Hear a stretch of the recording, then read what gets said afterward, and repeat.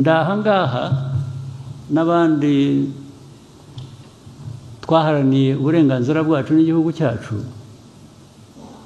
nta muntu n'umwe ku isi wigize abiduha nka gift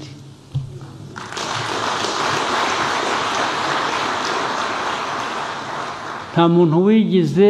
aduha iyo favor wenda abandi hari abadashoboye kurwanira ibyabo batinya no gupfa ariko twebwe tudashyira gupfa uzatwizanaho uzatugwaho rwose nta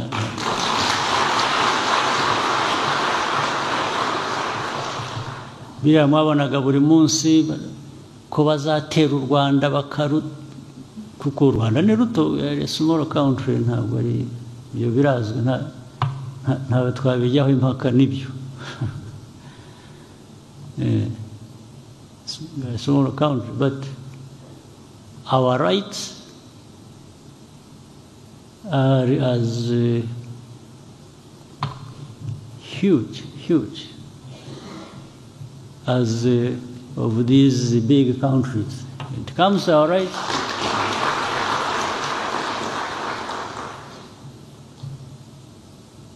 So, I know what I'm ariko ibibazo aho bihereye tubiganira tubivuga murasaba iki u Rwanda rugire rute? What do you want us to do to solve this problem? What do you want as a contribution? Mubwire M23 igira itya. Why do you want me to get involved at all with M23? If you admit these are Congolese, why doesn't Congo solve this problem of M23? If they have chosen to use military means against them to solve the problem, that is their problem. It's not my problem. But my problem is this one of FDLR that the government has armed, that the government uses in the fight against the so-called M23, but these are Congolese. And even these other friends they bring who support them in one or another, the talk is about working with the Congolese army, the FDLR, and defeat M23 and take the war to Rwanda. Well, I can't stop them thinking the way they think, but my job is to make sure it doesn't materialize at all.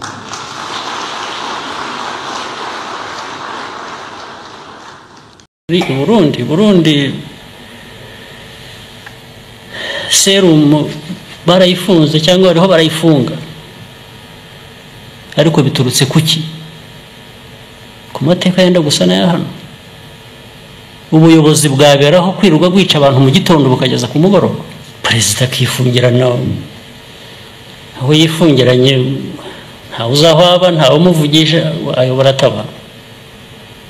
abantu bagapfa buri munsi bakiruka bakurura imirambo ku street ibyo Afrika isanzwe ko serum abantu bashobora no kumva ko nakoze cyane kuvuga ngo navuze ikindi gihugu kiraho ngaho iyo nayo ngo ni diplomasi cyangwa ni politike ntabwo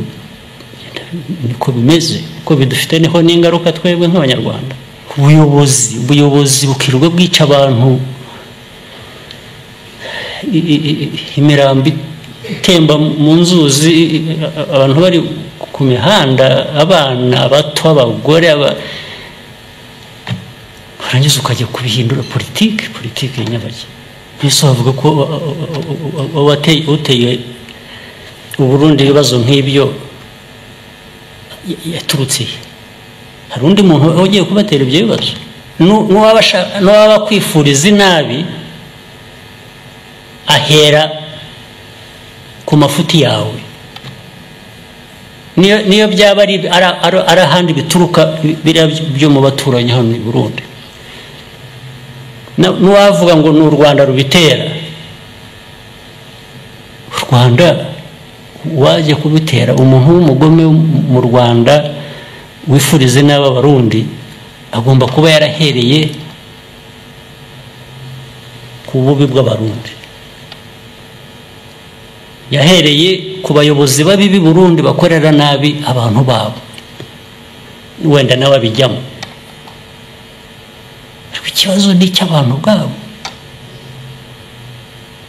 bari bakwiye kuba barize isomo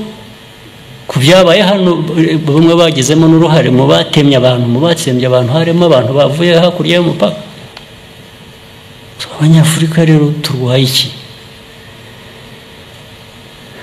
ariko nkuko nababwiye mbere yuko Rwanda ku interest za Afurika cyangwa akarere tubanze turwanye ku nyungu zacu abanyarwanda tubanze dukumira ikibi kitazadusubiramo twakoze ishyano bihagije ntabwo twakwemera ko hagira ikigaruka ubu perezida mvuga abayobozi b'i Burundi bose bita ko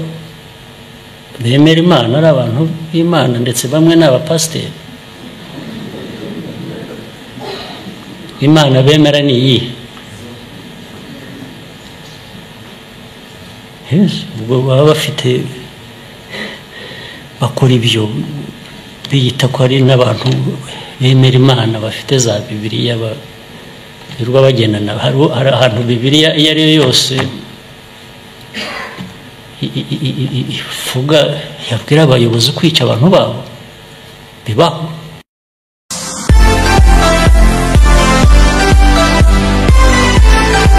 reka batware ku kindi kintu kimwe musanzwe mwumva n'iki n'ejo bundi nakivuzeho muri disikuru natanze kuri inauguration hanyuma nindangiza nsoze tube dutahanye ibyo ngibyo ibindi bizaza hanyuma ku akarere turimo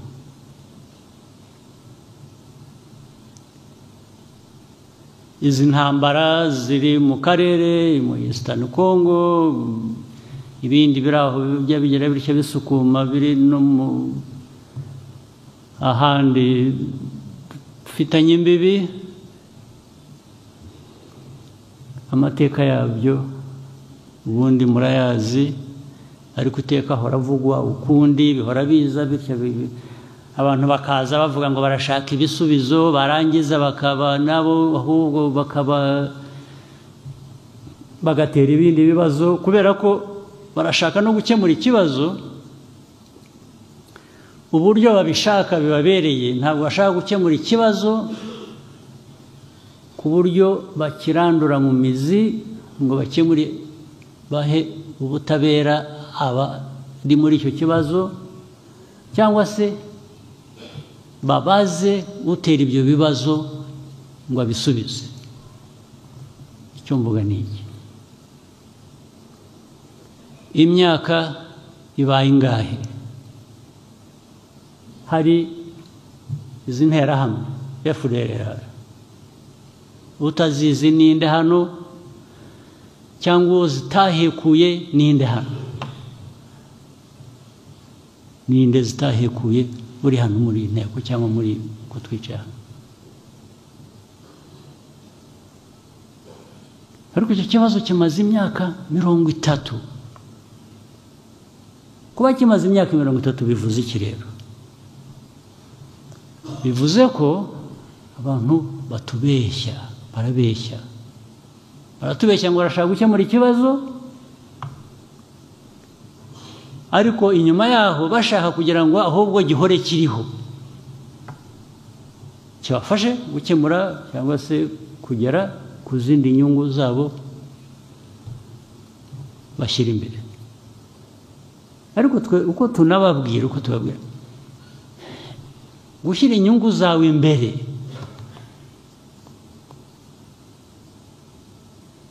twe ntabwo bitureba nta nubwo twarwanya inyungu zawe ntabwo turwanya inyungu zawe ariko inyungu zawe ntizishobora kuboneka aho inyungu z'abandi cyangwa uburenganzira bw'abandi bitubahirizwa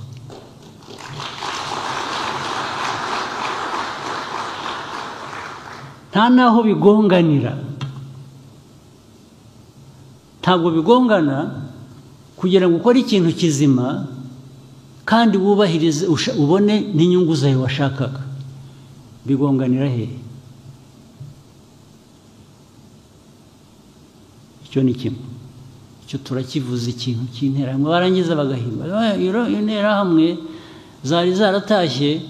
hanyuma u Rwanda ruzigarura muri Eastern Congo kugira ngo bakore exploitation babone uko batwara ubukungu bwa Congo ariko ubukungu bwa Congo nge ntwara wowe kuki utabukoresha we nyirabwo ko mbona abantu bawe bakennye nk'abangi hano cyangwa bari no hanyuma kuki utabikora kwanza ariko cyo kubeshya ngo interahamwe zaratashye kuko erega nyinshi zaratashye kuko ziri na hano bazaze ahubwo tuzibereke izatashye nyinshi imyaka miremire kandi na UN arabizi bamwe nibo babacyuraga babazana n'abahoze mu ngabo za kera zafashije abajenosideri bakamara abantu icyaka bagera bikanahimba ngo ariko urabizi mu Rwanda nta nubwo tuzi abapfuye n'abishe ntabwo baza hari ahantu usanga imvugo ari ukuvuga ngo mwitonde ibintu bya genocide ababikorewe hari n'abandi bapfuye rwose hari ubwo ariko iyo bikorwa n'abantu bafite imbaraga urabihorera ugakora ibyo ushoboye icyo ni ikindi kikaba ngo ni bakeya abicanyi bake bababaye cyangwa bibavanaho icyaha gute abicanyi bake ariko ababivuga ubwabo muzi ibintu by'iterabwoba terrorist kujya guterera ahantu hejuru se bagomba kuba bangahe isi irwana n'abantu batanu bageze batya batanu bakoze igikorwa cy'iterabwoba ibyo kuri bo nibyo biremereye kurusha abantu bishe abantu miliyoni y'abantu hano bari aho bari hariya bafite intwaro bahabwa intwaro na training n'ibindi byose na leta ya Kongo kuri ibyo niyo dukwiriye kubigendamo buhoro tugaceceka hejuru y'ibyo dufite abantu bari persecuted bava muri Kongo mu Eastern Congo hano mu Rwanda ibihumbi 130 130,000 n'abandi barazaga buri cyumweru barambuka bakaza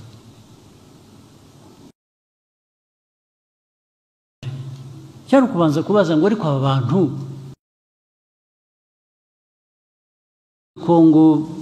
Kongo ikabarambirwa kabirukana bakwiye bataha iwabo ni abanyekongo ariko badashakwa muri Kongo kubera politike mbi muri ibyo byose bigomba gukemuka ni iki ariko ikibazo cyakemutse ni uko aba bantu ari abanyekongo ntawuza dushyiraho igitugu ngo tuvuge ngo Kongo ntibashaka kubera ko ufitanye amasano n'Abanyarwanda n'Abatutsi nibasange bene wabo hakurya mu Rwanda batuvira ufite uburenganzira ki bwo gukora ibingibi uwo ari we wese n'ibihugu bikomeye nabyo zibihagarariwe hano kubabaza bafite uburenganzira ki bwo gukora ibintu bimeze gutyo bafite uburenganzira ki bwo kuvuga ngo aba bantu nibagume hano ikindi kiriho rero niki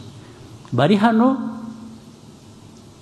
130 n'amahanga arazi ngo aba bantu n'abanyekongo icyo basigaye bakora urakize baraza bagatwara abantu 10 mu 130 bakabatwara iwabo kujya kubatuza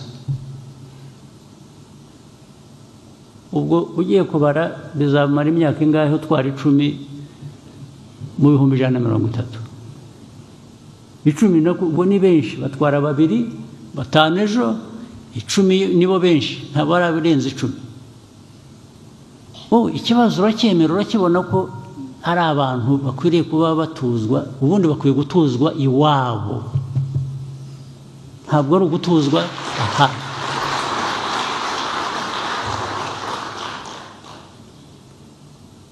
warangiza ugahindukira ikibazo ukakigira icy'u Rwanda ukakigira icyanjye ukakimbaza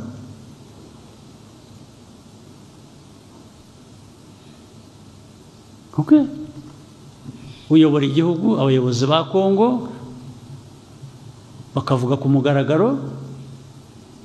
ko ntibazigera na rimwe bavugana n'abo ngabo bafite icyo kibazo muri Kongo bavanwamo bicwa bafungwa bagira bate abayobozi b'igihugu akaba ariko bavuga kandi bakumva ko bafitiye uburenganzira ndetse rimwe na rimwe abantu ukabona barasa nkaho babiteze amatwi ndetse haba hariho uburyo bwo kugira ngo bijyemo bagatangira u Rwanda murebe neza musigaye mwumvikana nabi wowe ufite ikibazo uranyumva nabi yewe bintera ubwoba wapi kabisa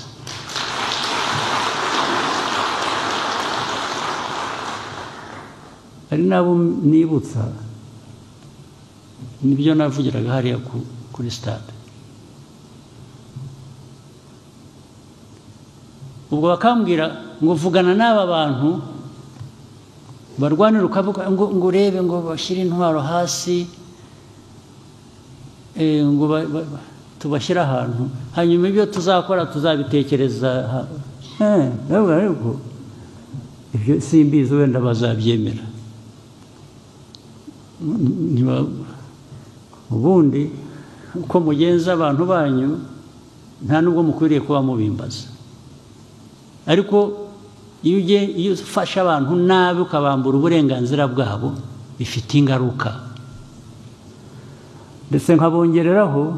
nariko jyewe mubwira muzi aho naturutse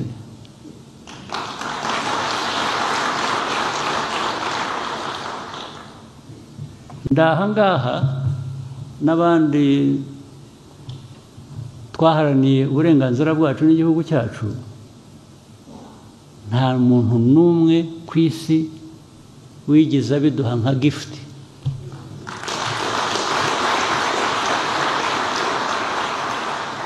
nta muntu wigeze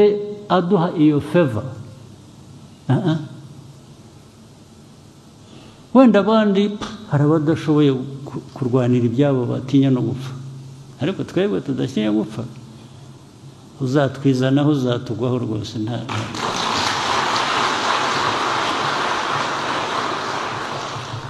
biriya mwabonaga buri munsi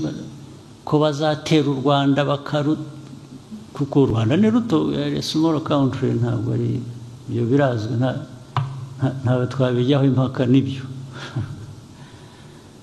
A small country, but our rights are as huge as of these big countries. It comes to our rights.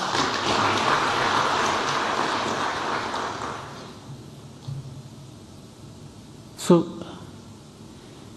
hari nubwo rero mbabaza ariko ibibazo aho bihereye tubiganira tubivuga, murasaba iki u Rwanda rugire rute? What do you want us to do to solve this problem? What do you want as a contribution? Mubwire M23 igira itya. Why do you want me to get involved at all with M23?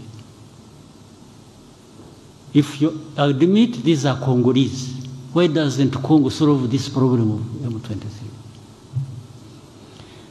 If they have chosen to use military means against them to solve the problem, that is their problem. It's not my problem.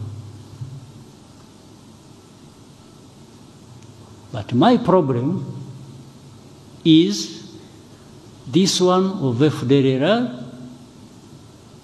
that the government has armed, that the government uses in the fight against the so-called M23, but these are Congolese. And even these other friends they bring who support them in one way or another, the talk is about working with the Congolese army, the FDLR, and defeat M23 and take the war to Rwanda. Well, I can't stop them thinking the way they think, but my job is to make sure it doesn't materialize at all.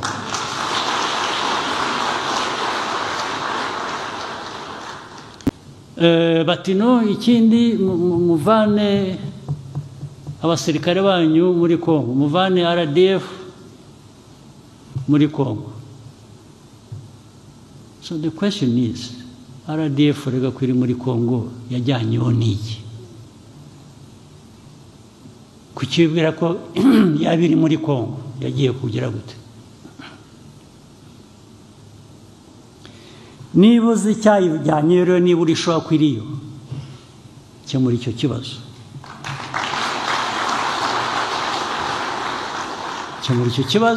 hanyuma noneho ubaze u Rwanda utari ko abasirikare b'u Rwanda mwohereza muri Congo nijoro ku manywa bakaba bavuyeyo cyangwa bagumayo, kuki bagiye ko ikibazo twakirangije? Ikindi bakwiye guhagarika ni ugufata ikibazo cy'abanyekongo bakakigira icyacu, hanyuma warangiza ukavuga ngo wowe ugira icyo ukora hano, ibi bindi by'abanyekongo ni ibyacu biratureba. Okay, that's good.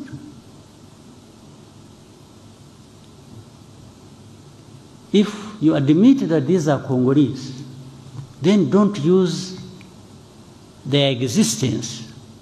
in Eastern Congo against me by saying I'm supporting them.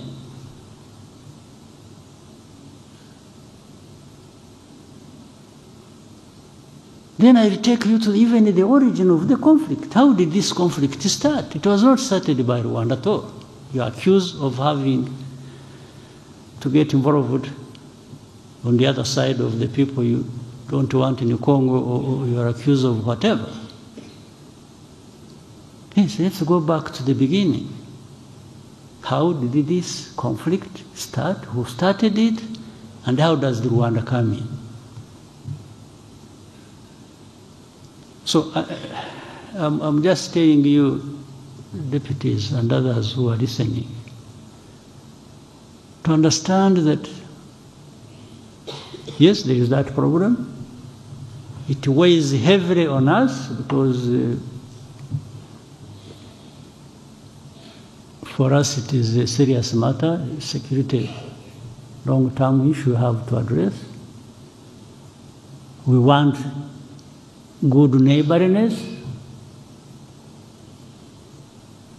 but what the problem is, how do we achieve this good neighborliness? It doesn't come at my expense and not the other person's expense as well. It is a give and take issue.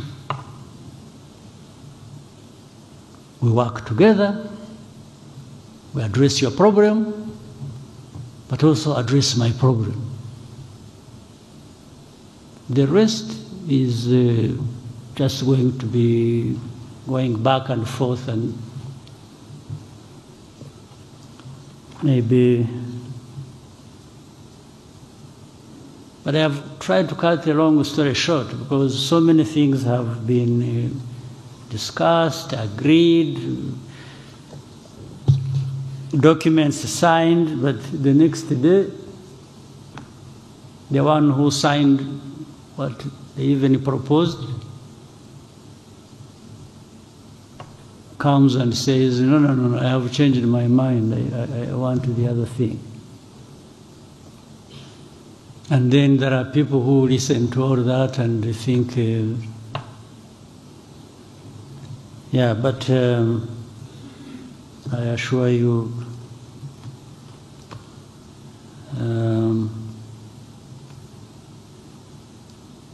muzareke gusa gutuma abantu bamwe banyura muri ka kajagari nahereyeho, hari ubwo bananirwa kugeza aho bagushakaga mu buryo bundi nk'ubwo navugaga bugaragara, bakanyura mu bindi bijijisha bigenda bikabajya mu mitwe bikabagira kakurangaza. Ubu hari abazashinga amakanisa bigisha abantu ko buriya dufite intambara ya Kongo inadutera ibibazo kubera ko tutemera Imana, hanyuma usangirega abantu babigiyemo kugira ngo kabisa, ariko bene ibi biba muri Afurika gusa, byaba no mu Rwanda, ahandi ntabwo byahaba.